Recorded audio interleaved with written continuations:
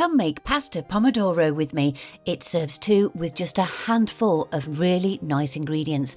I'm using my fresh egg pasta. I am slightly addicted to my pasta machine, and I will link the recipe for you if you would like to have a go. But I'm using 200 grams of fresh egg pasta, and I've just got my water on boiling there.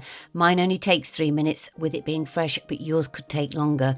Then you're going to need 2 tablespoons of extra virgin olive oil in a pan, along with 1 small garlic clove that's been finely sliced. Just let that sizzle for a moment or two before you add in 250 grams of fresh tomatoes cut in half. These are mini San Marzano tomatoes.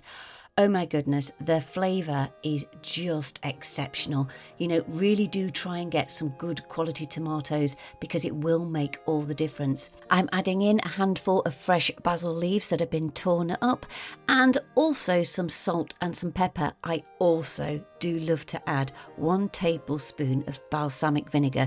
I know this is probably not how the Italians do it, but I truly do love it.